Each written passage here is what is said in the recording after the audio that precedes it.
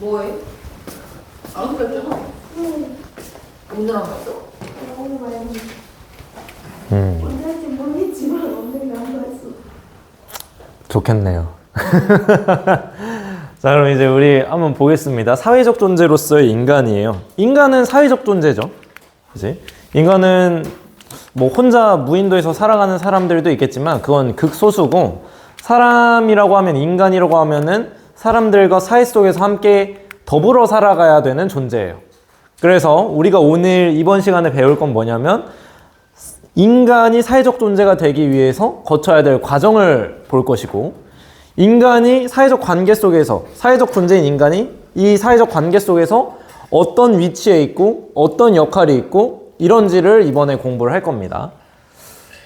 네, 그러면은 첫 번째, 사회적 존재로서의 인간이 되기 위해서 인간은 이 과정을 거쳐야 돼요. 사회화 과정을 거쳐야 합니다. 가장 먼저 이거부터 공부를 해볼게요. 사회적 존재가 되기 위해서 어떤 과정을 거쳐야 되는가? 우리는 사회화 과정을 거쳐야 돼요. 그러니까 사회화라고 하면 의미부 읽어보면 딱 뜻이 나와요. 내가 속해 있는 사회의 행동 방식과 사고 방식을 학습해서 사회 구성원으로 성장해내는 과정이 사회화예요. 그러니까 쉽게 생각하면 그냥 배우는 과정이라고 생각하시면 돼요. 배우는 과정. 더 쉽게 생각을 한다면 이렇게 생각할 수가 있겠죠. 일단 밑줄 치시고. 학습을 함으로써 사회 구성원으로 성장해가는 과정을 사회화라고 이야기를 하고, 더 쉽게 생각을 하면 이렇게 생각을 할 수가 있어요. 저는 그렇게 생각합니다. 태어났을 때 아무것도 가르치지 않은 인간은 짐승과 다를 바가 없어요. 제 생각은 그렇습니다. 그러니까 왜 그러냐면, 우리 애기들 밥 먹을 때 태어났을 때부터 숟가락을 탁 잡고 젓가락을 싹 집어가지고 이렇게 콩을 이렇게, 콩자반을 이렇게 집어 먹을 수 있어요? 아니죠? 처음 애기는 아무것도 가르치지 않은 상태에서는 동물처럼 이렇게 먹을 거란 말이에요. 그렇지만 우리가 이 인간 사회에 섞여 나가기 위해서 부모님이 밥은 이렇게 먹는 거야, 물은 컵에 따라 마시는 거야, 이런 것들 가르치고 배우면서 짐승이었던 인간이 사회적인 인간으로 바뀌는 이런 과정을 사회화 과정이라고 이야기를 하는 거예요. 그럼 기능은 방금 했던 이야기 그대로예요. 생물학적 인간을 사회적 인간으로 바꿔주고, 그러니까 결국 이게 이 말이죠. 사회생활에 대한 적응을 할 수 있게 만들어주고, 그 아이의 자아 정체성과 사회적 소속감을 형성할 수 있게 해줍니다. 자, 그리고 그러니까 그 사회의 사고방식을 학습시키니까 이런 게 생기는 거예요. 그러니까 만약에 우리는 지금 한국 사회에서 사회화 과정을 거쳤기 때문에 젓가락 쓰는 게 당연하지만, 미국에서 태어났으면 그런 건 당연한 게 아니죠. 그러니까 이런 소속감이 형성되게 되고, 그러니까 그런 문화들이 공유되고 전승되게 되고, 결국 사회 유지와 통합 전속에 기여하게 됩니다. 뭐 중요한 내용은 아니고, 또 특징 중에 중요한 거는 인간의 사회화 과정은 전생에 걸쳐서 이루어집니다. 그래서 저도 여전히 배워야 돼요. 그러니까 배움의 과정은 학생 때만 있는 게 아닙니다. 평생 동안 여러분들은 배워야 돼요. 예를 들면 그런 게 있어요. 제가 이제 학생 때는 그죠, 휴대폰이 폴더폰이었어요. 제가 학생 때는. 그러니까 그때 이제 폴더폰을 열심히 공부해서 폴더폰 마스터가 됐어. 그러면 그게 지금 그 폴더폰에 대한 지식이 지금 쓸모가 있어요? 없죠? 스마트폰에 대해서 다시 공부를 해야 돼요. 그러니까 우리는 배움이라는 것은 평생 가져가야 되는 가치다라는 것을 아시면 되고, 자, 그렇기 때문에 우리가 배워야 될 사회 유형이 세 가지가 있습니다. 그러니까 뭐 중요한 건 두 가지밖에 없어요. 일단 첫 번째, 재사회화. 그러니까 다시 배운다는 이야기예요. 내가 방금 말했던 게 대표적인 재사회화인데, 그러니까 제가 학생 때까지만 해도 폴더폰이 유행이었다고요. 그러니까 폴더폰, 뭐 롤리팝 뭐 이런 거 잘 쓰는 게 아주 신세대적인 사람이었어요. 근데 사회가 급속도로 변화하면서 기술이 발전하죠. 그러면서 스마트폰이 등장합니다. 그러면서 이제 스마트폰을 배워야 또 이제 신세대라고 들을 수가 있어요. 그러니까 결국 재사회화는 그래서 발생하는 거예요. 일단 재사회화 핵심적인 이야기는 다시 배우는 겁니다. 새로운 지식과 기술을 다시 배우는 거예요. 근데 왜 배우느냐? 자, 여기 밑줄 쳤으면 여기 한번 끊어볼까요? 끊어서 읽으면 좀 더 이해가 잘 될 거예요. 재사회화는 쉽게 생각하면 다시 배우는 건데, 왜 다시 배우냐면 일단 사회 변화가 계속 이루어지고 있죠. 폴더폰을 쓰던 시대에서 사회 변화가 급속도로 이루어지면서 스마트폰을 쓰는 시대로 바뀌었어요.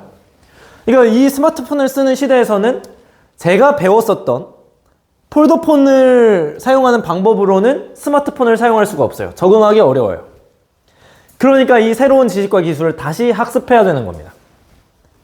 이게 제 사회예요. 그냥 단순하게 다시 배워요 라고 하면 여러분 문제 못 풉니다.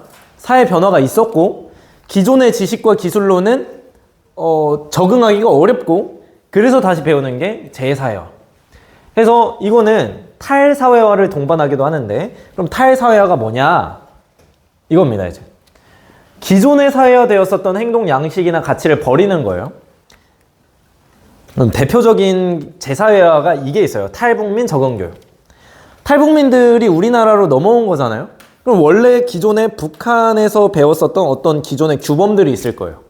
기존의 방법들 이런 게 있을 텐데 그런 것들 당연히 버리고 우리나라의 어떤 규범들을 새롭게 익혀야 되겠죠. 그러니까 재사회화를 해야 되는데 동시에 이게 탈사회화가 동반되기도 하죠. 내가 북한에서 배웠던 어떤 규범들을 버리고 우리나라 걸 배우게 되니까. 그러니까 재사회화는 탈사회화를 동반하기도 한다 라는 거. 이거 탈북민 적응교육도 마찬가지. 사회가 크게 변했잖아요. 기존의 사회화 내용으로는 적응하기 어려워요. 그래서 다시 배우는 거. 이게 재사회화라고 생각하시면 돼요. 자, 그러면 두 번째로 예기사회화가 있습니다. 예기사회화. 미리 예자를 써요. 미리 예자. 그러니까 미리 배운다는 소리예요. 미리 배워. 자, 핵심은 미리 배우고 준비하는 것이다. 근데 또 이번에 여기 또 끊어놨죠? 끊어서 읽으면 또 이해가 잘 되니까 끊어 놓은 거예요. 자, 일단 볼게요. 예기사회화의 핵심은 미리 배우는 것이다. 그럼 어떨 때 미리 배우느냐? 이럴 때. 내가 지위 변화가 예상돼요. 내가 원래는 학생이었다가 선생님이 될 것 같아. 그런 상황. 그러면은 내가 이제 미래에 선생님 집단에 속하게 되겠죠? 그러면은 나는 아직 학생이기 때문에 아무것도 몰라. 그러니까 선생님이 되기 위해서 뭔가 뭐 어떻게 가르쳐야 하는지, 어떻게 서류를 작성하는지 이런 걸 미리 배워야 되겠죠? 내가 미래에 속하게 될 그 집단에서 필요한 다양한 규범들, 가치들, 행동 양식들을 배우고 준비하는 게 예기사회화입니다. 얘도 마찬가지예요. 그냥 미리 배워요 라고 하면은 문제 못 풀어요. 이런 앞에 있는 내용들을 다 이해를 하셔야 돼요. 내가 미래에 속하게 될 집단이 있는데 거기에 잘 적응하기 위해서 미리 배우고 준비하는 것이다 라고 생각하시면 돼요. 그러니까 제 사회화는 그렇게 생각하시면 돼요. 이미 사회가 변화했고요. 나는 지금 다시 배우지 않으면 적응을 못해요. 그러니까 다시 배우는 게 제 사회화였다면 예기 사회화는 내가 지금 어딘가에 속하게 될 것 같아요. 지위 변화가 예상돼요. 그럼 그 집단에서 내가 잘 적응하기 위해서 미리 배우는 거예요. 그러니까 이 둘을 약간 막 너무 엄밀하게 구분하려고 하지 말고 제 사회화가 일어나면서 예기 사회화가 이루어질 수도 있어요. 그러니까 이게 엄밀하게 구분하지 말고 이런 식으로 그냥 잘 이해를 하시면 되겠습니다. 이따가 문제를 보면은 좀 더 이해가 잘 될 거예요. 자, 그리고 우리가 또 나오네요. 이제 이 사골이에요. 사골. 기능론, 갈등론, 상징적 상호작용론. 그러니까 기능론, 갈등론은 이미 좀 학습을 했습니다. 그죠? 우리 기능론, 갈등론 학습을 했는데 이거였죠. 가르치는 게 사회적으로 합의된 거였어요. 그지? 그러니까 사회적으로 합의된 걸 가르치다 보니까 우리 사회의 문화를 세대 간 전승하는 효과가 있었고 더 나아가서 그 개인들이 사회에 잘 적응할 수 있도록 하면서 개인을 사회 구성원으로 성장시키는 게 교육이다 라고 기능론은 봤죠. 그러니까 기능론자들의 입장에서 교육은 사회를 유지시키고 안정시키고 질서를 유지하는 기능을 한다라고 생각을 했었죠. 자, 갈등론은 교육을 어떻게 봤죠, 그러면? 지배 집단의 가치와 규범을 내면화한다라고 이야기를 했어요. 그러니까 넌 열심히 살아야 돼. 이런 것들. 그러니까 이게 지배 집단의 가치라는 거예요. 왜냐면 자본가들은 성실한 노동자를 원하니까. 너 열심히 살아라. 열심히 하면 너도 성공할 수 있어. 이런 걸 가르친다는 거죠. 그래야 자본가가 노동자를 부려먹이기 쉬우니까. 제가 늘 말하지만 약간 가스라이팅을 한다고 생각하면 된다 그랬죠. 그래서 결국 개인을 체제에 순응하는 인간으로 성장시키는 거죠. 이 자본주의 구조 안에서 노동자들은 절대 열심히 해도 성공할 수가 없어요. 그치만 자꾸 가스라이팅 하는 거예요. 너 열심히 하면 잘 될 거야. 너는 할 수 있어. 이런 식으로 이제. 그러면서 이제 체제에 순응하게 만들고 저항하지 못하게 만드는 거예요. 그러면서 이제 불평등한 사회 구조를 재생산하는 기능을 한다라는 거죠. 교육이. 갈등론은 이렇게 받고. 자, 여기서 추가된 게 상징적 상호작용론입니다. 한번 보시면 얘네는 약간 구조의 측면에서 봤다면 얘는 미시적으로 보는 거잖아요. 미시적으로. 그래서 그냥 교육이라는 것은 다른 사람과 상호작용하면서 교육이 이루어져. 그리고 다른 사람과 상호작용하면서 내가 자아를 형성해가는 그 과정이 교육이야 라고 보는 게 상징적 상호작용론이에요. 교육 뭐 별다를 게 없고 다른 사람과 상호작용하면서 배워나가는 것, 인성을 형성해 나가고 자아를 형성해 나가는 것이 교육이야 라고 보는 게 상징적 상호작용론이라고요. 그냥 미시적으로 보는 거예요 그냥. 그래서 대표적인 학자가 쿨리부터 보겠습니다. 쿨리라는 학자가 있고, 쿨리는 이렇게 설명해요. 거울자아 이론. 자신에 대한 타인의 생각이나 판단을 거울 삼아서 나의 자아를 형성하게 된다라는 거예요. 그러니까 예를 들어서 내가 이제 넌 정말 안 돼. 넌 정말 형편없어. 이런 식으로 막 여러분들이 이렇게 대하면 여러분들이 그걸 거울 삼아서 이 교사의 판단을 거울 삼아서 나는 할 수 없구나. 나는 정말 문제하구나. 이런 자아를 형성하게 된다는 거예요. 이게 거울 자아 이론이에요. 그러니까 결국에는 타인과 상호작용을 통해서 내 인성을 형성해 나가는 과정, 자아를 형성해 나가는 과정이 교육이라는 거죠. 자, 두 번째 미드라는 사람이 있습니다. 미드는 일반화된 타자 이론을 주장해요. 그러니까 사람들은 다른 사람들과 상호작용을 하면서 사람들이 나에게 일반적으로 기대하는 게 뭔지를 배우게 된다는 거예요. 그 일반적으로 기대하는 것을 학습하고 그 일반적인 기대에 미치기 위해서 행동하게 된다는 거예요. 그렇지? 그러니까 약간 이게 일반적인 사람들의 기대가 약간 우리 사회가 추구하는 사회 규범이라고 생각할 수도 있겠죠. 이제.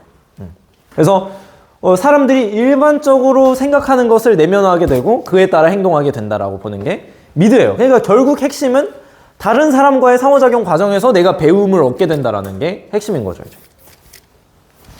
그죠?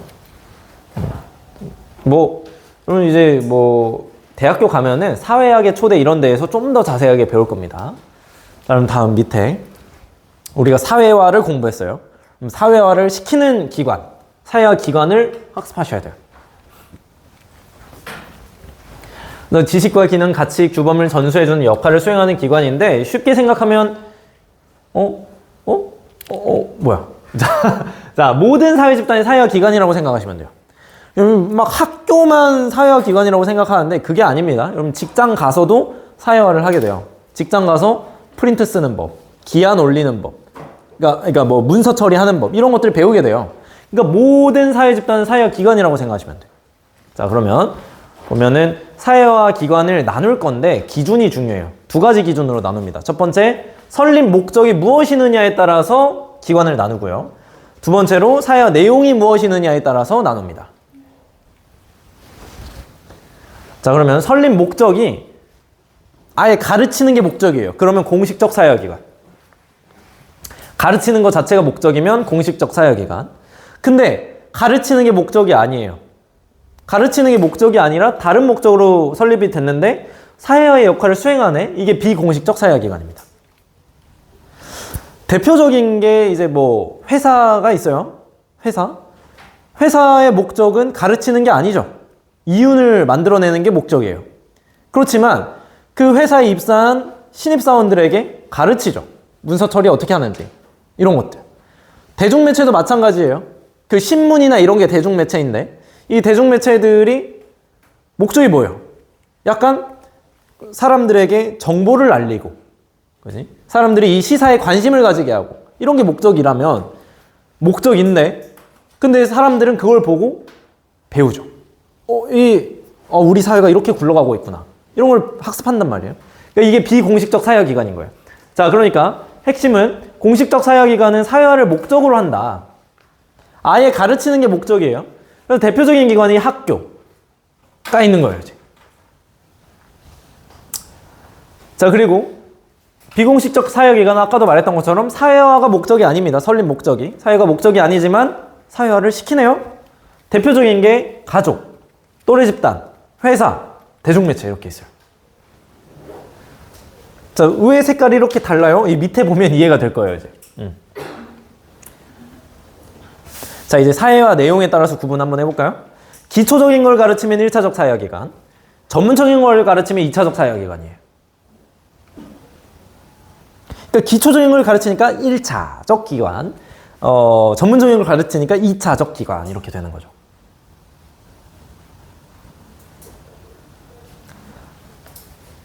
방금 말한 것처럼 1차적 사회화기관은 기초적인 수준의 사회화를 담당하고 있고요. 그 대표적인 기관들이 가족, 또래 집단이 있는 거죠. 또래 집단은 그냥 친구들이라 생각하면 돼요. 친구들이 또래 집단이다 생각하시면 되고.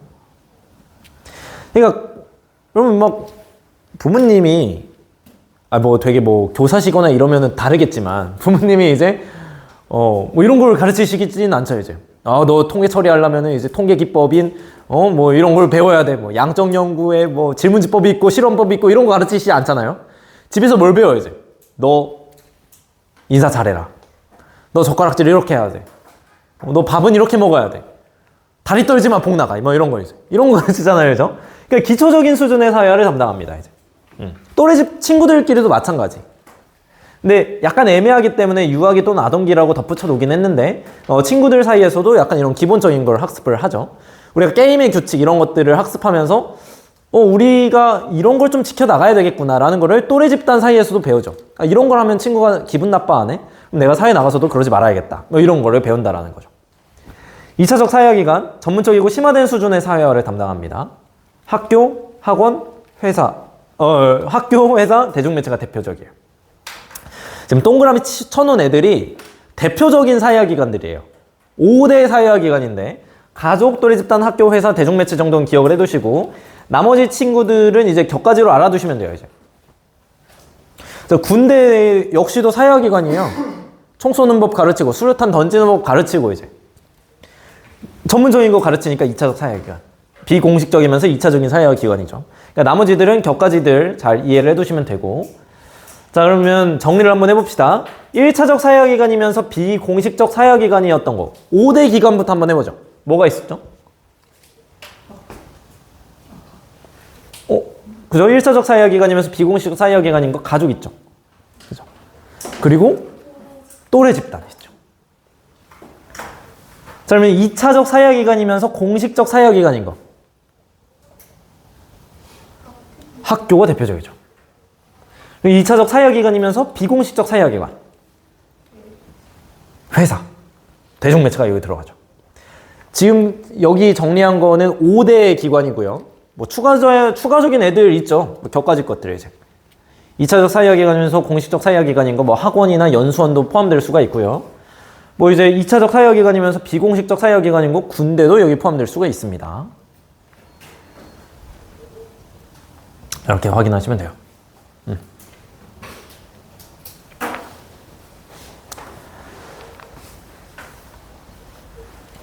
자, 됐죠.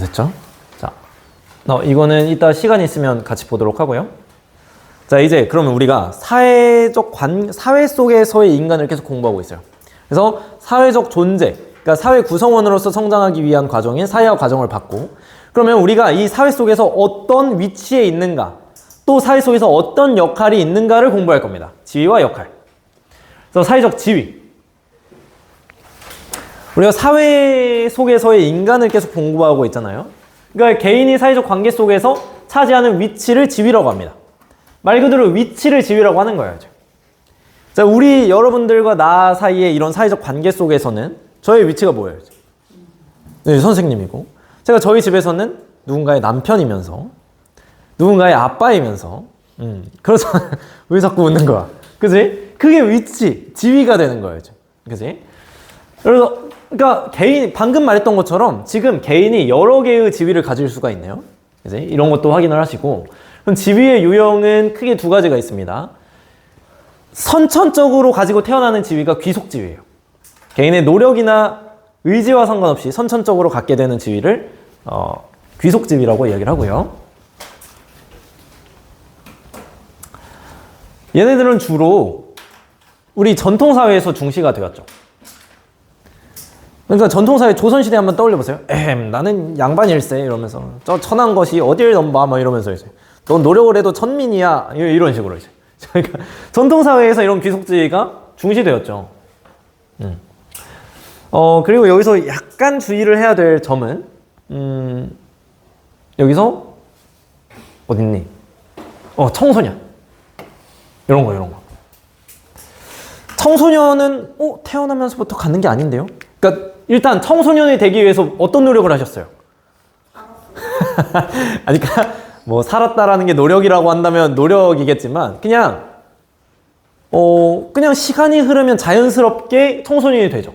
그러니까 내가 어떤 의지와 노력과 상관없이 자연적으로 갖게 되는 게 귀속지위이기 때문에 청소년도 귀속지위라는 거 확인을 하셔야 돼요. 노인도 마찬가지. 그냥 천천히, 그러니까 내가 자연스럽게 되잖아요. 이제.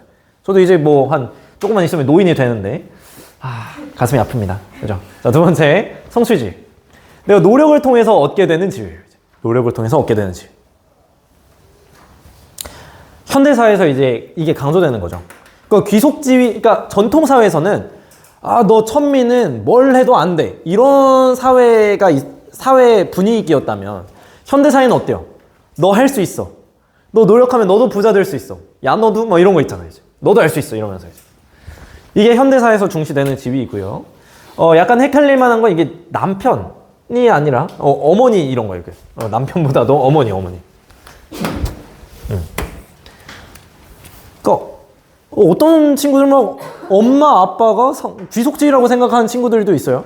그게 전혀 귀속지위가 아니죠. 자연스럽게 누가 태어날 때부터 아빠예요. 그죠? 그 아빠가 되기 위해선, 엄마가 되기 위해서는 결혼을 해야 되고, 그리고 아기를 낳아야 아빠 엄마가 되는 것이기 때문에 이건 성취지위고. 자, 그리고 여기 학생. 아까 청소년은 내가 나이가 들면은 자연스럽게 청소년이 돼요. 학생은 아니죠. 내가 학교를 열심히 다녀야 돼요. 이제. 중학교도 아마 유급이 있을 거예요, 이제. 그러니까 이거 유급되고 막 이러다 보면은 내가 뭔가 이제 뭐 부모님이든 나든 뭔가 서류 처리를 안 하거나 이러면은 학생이 안 될 수도 있어요. 얘는 의지와 노력이 있어야 후천적으로 얻게 될 수 있는 것이기 때문에 학생은 성취주의입니다. 이 둘만 구분 잘 해주시면 돼요, 이제. 자, 그러면 역할 보겠습니다.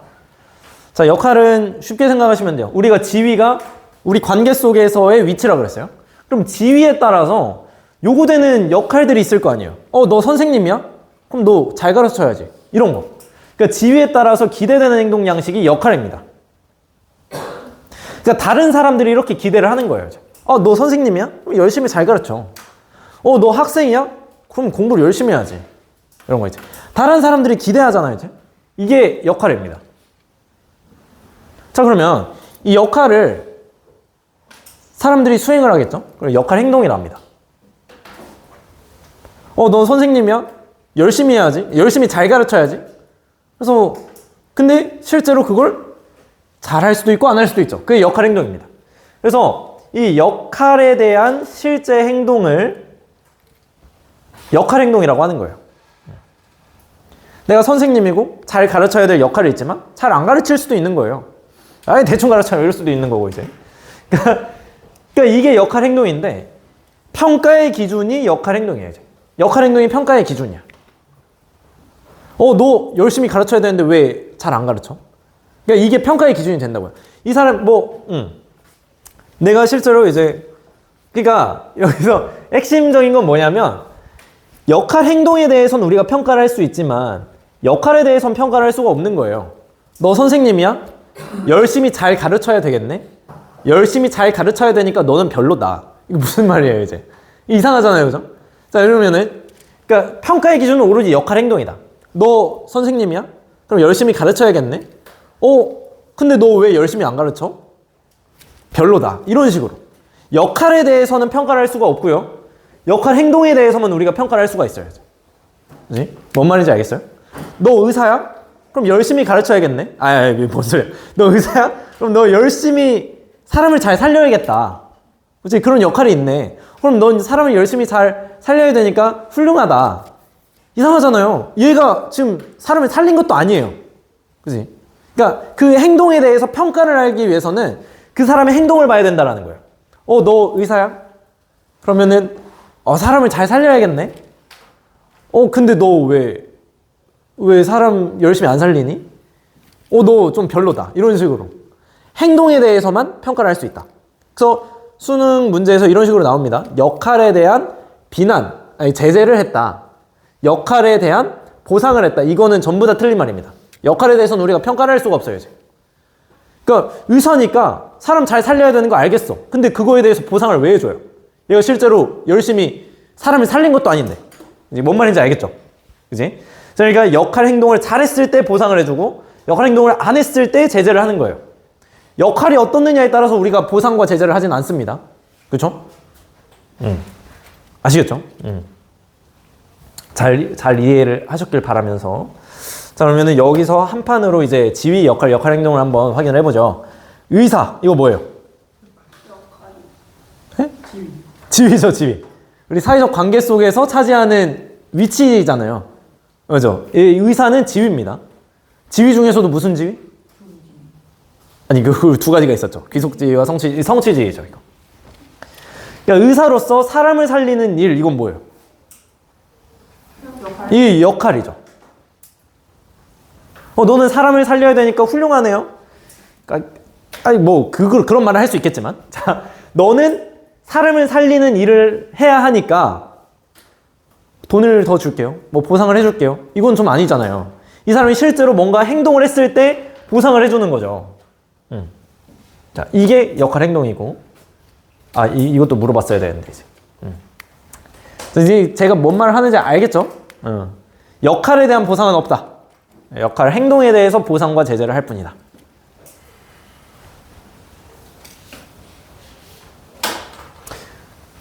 사회적 관계 속에서 차지하는 위치가 지위이고, 지위에 따라서 기대되는 행동 양식이 역할이고, 그 행동을 실제로 한 게 역할 행동인 거예요. 역할 갈등 빠르게 마무리하고 마무리를 하죠. 역할 갈등은 말 그대로 나의 역할 두 개가 충돌하는 상황인 거예요. 자, 그러면은 그 상황에 두 가지가 있는데, 첫 번째 역할 모순의 상황과 역할 긴장의 상황이 있습니다. 옛날에는 이걸 구분하는 게 주요 초점이었는데 요즘은 이거 두 개 구분할 필요 없이 그냥 둘 다 역할 갈등이라고 생각하시면 돼요.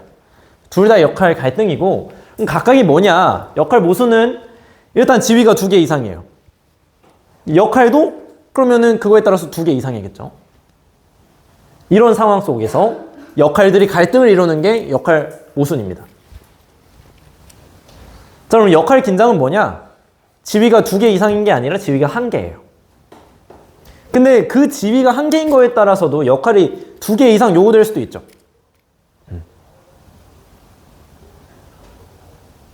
자, 예시를 한번 들어볼 건데. 자, 아이고. 응? 자, 이게 제가 있습니다. 제가 있는데, 저는 지위가 여러 개가 있죠. 아까도 말했던 것처럼 누군가의 아빠이고요. 그리고 누군가의 남편이면서, 그지? 좀 여러분들과는 이제 선생님으로서 이렇게 있죠. 여러분들의 관계 속에서는 선생님이죠. 교사죠, 교사. 자, 그러면은 선생님으로서의 역할 중에 잘 가르치는 거 이런 게 있을 거잖아요.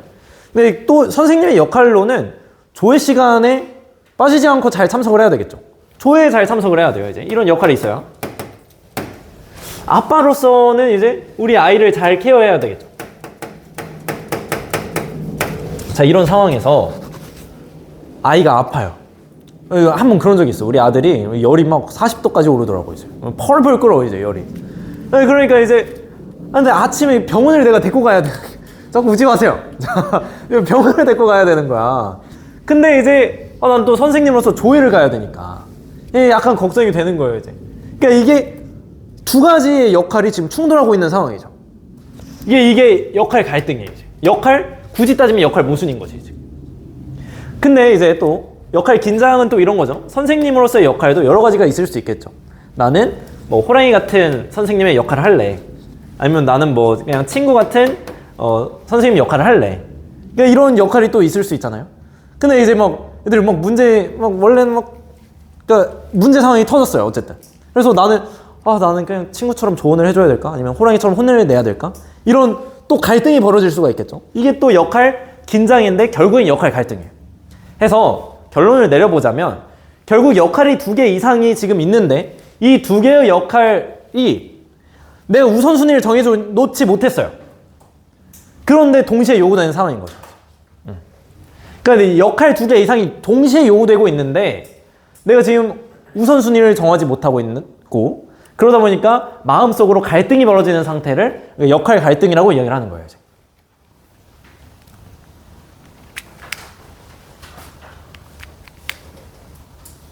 그렇죠? 지금 이게 동시에 지금 요구가 되고 있는데 난 뭘 먼저 해야지?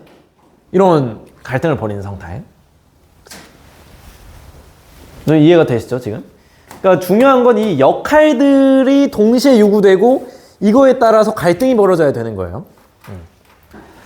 자, 그럼 대처 방안은 읽어보시면 되겠죠. 지금 우선순위를 정해놓지 않았기 때문에 이런 문제가 발생한 거거든요. 만약에 내가 나는 우리 애기가 더 중요하지 라는 우선순위가 있었다면 아기한테 갔겠죠. 이런 역할 갈등을 하지를 않았겠죠. 우선순위가 있었다면. 그러니까 우선순위를 정하면 된다. 그러니까 여러 개의 역할을 동시에 수행할 수 있도록 장치를 마련해야 된다. 이런 것들이 있고요. 함정을 보면 이런 함정들이 있어요.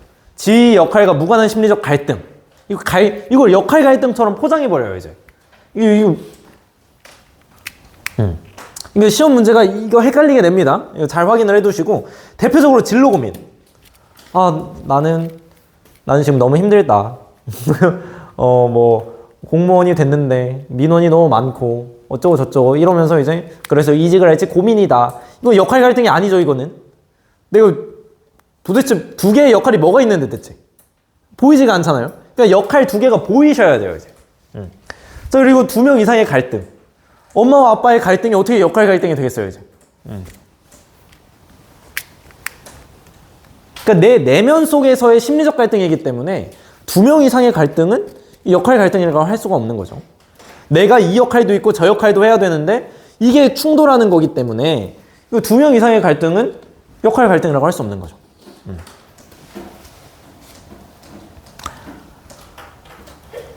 자, 됐죠? 문제 한번 풀어볼까요? 야, 정말 문제가 이런 식으로 나와요. 이제. 얘도 1분 30초 정도 줄 테니까 한번 풀어보도록 하죠.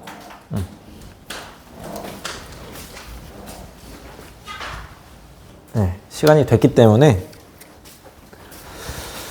한번 이제 1번부터 한번 풀어내볼게요. 이제 실수로 이게 문제를 안 써놔가지고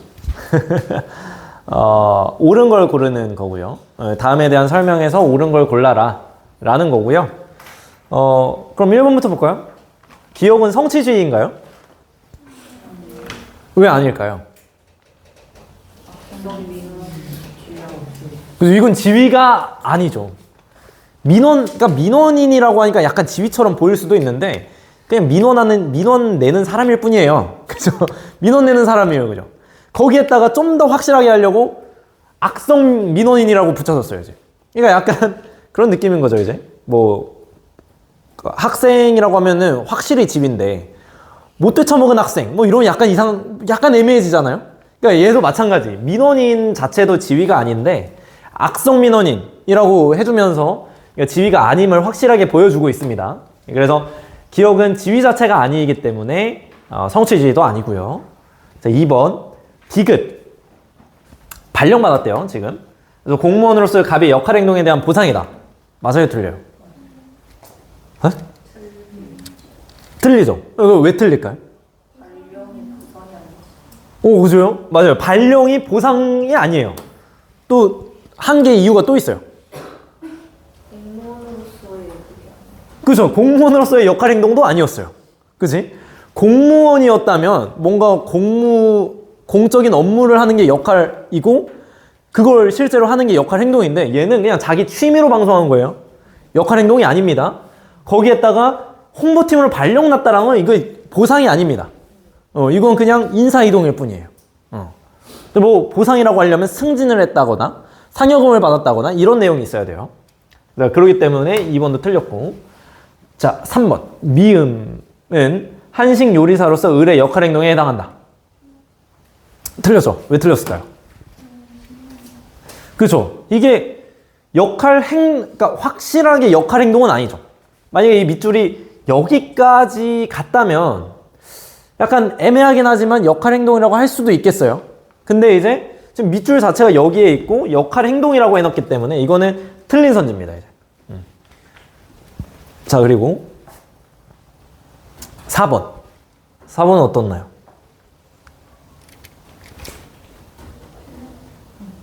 사 4번 틀렸나요? 왜 틀렸나요? 직장 생활을 그죠? 이거는 약간 그냥 진로 고민이니까 이건 역할 갈등이 아니죠. 그치? 역할 갈등 아니고요. 자, 그러면은 시옷은? 이건 역할을 역할 활동이 아니에요. 아니, 시험은 맞지 않나? 그럼 왜 틀렸다 했어요? 다음 4번이에요. 니은은 역할 갈등이 아니지만 시옷은 역할 갈등이죠. 자, 왜 그런지 볼까요? 갑은 그러니까 지금 갑이 육아에 지쳐서 방송출연을 반대하자 을이 방송을 계속할지 육아에 전념할지 고민하고 있대요. 그러니까 방송을 계속할지는 이제 약간 이제 요리사로서 해야 되는 역할이잖아요, 그죠? 그치? 그러니까 지금 방송 프로그램에 출연하고 있잖아요, 그죠? 그러니까 이거 지금 나의 역할이잖아요, 그죠? 동시에 육아에 전념하는 것도 엄마로서의 나의 역할이에요. 그치? 그러니까 지금 둘 다 역할인데 그 역할이 두 가지가 충돌하고 있는 상태? 그러니까 이 역할 갈등이 되는 거죠, 이제. 니은은 아니지만 시옷은 역할 갈등이다. 니은은 그냥 단순한 진로 고민이잖아요. 그러니까 여기서 역할 두 개가 충돌하는 게 뭐가 보이나요? 방금 뭐라 하지 않았어? 역할 두 개가 충돌해야 되는데 역할 뭐 보여요 지금? 직장?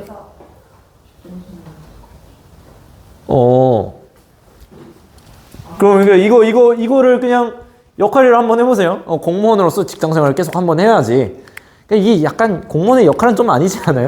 직장 생활을 계속 해야지 이게 공무원 역할은 아니잖아요. 이제 공무원이라고 하면은 이제 공적인 업무를 열심히 해야지 이런 게 역할이 되겠지만 뭐 역할이라고 쳐보자고요. 그럼 역할 하나 또 어딨어?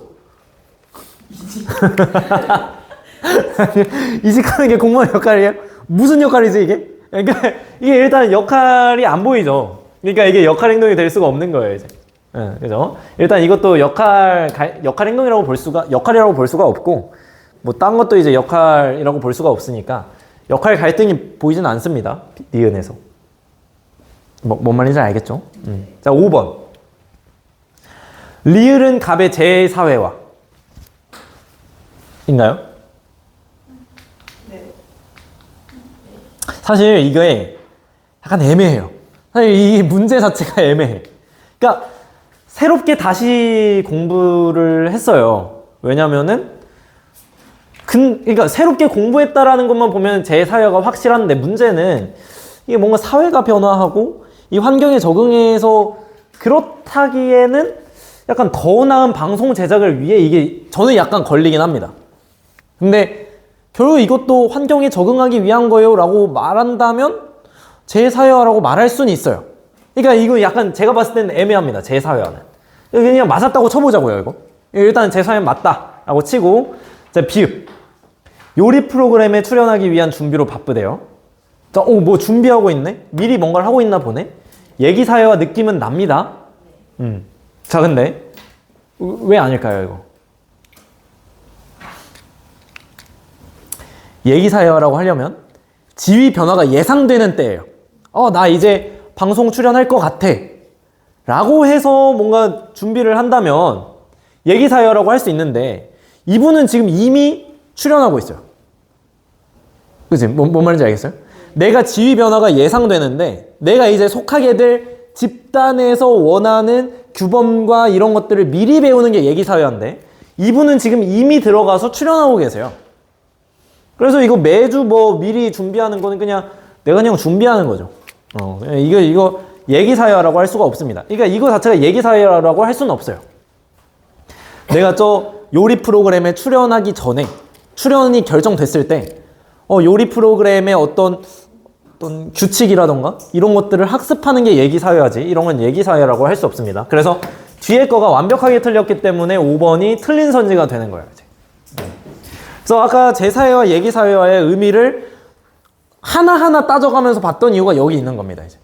그냥 미리만 했으면 이거 얘기사회 맞는데 이렇게 해버렸을 거잖아요. 그죠? 그러니까 이제 정확하게 이해를 하셔야 된다는 점. 오케이. 자, 이렇게 하면 일단 이번 수업 마무리하겠습니다.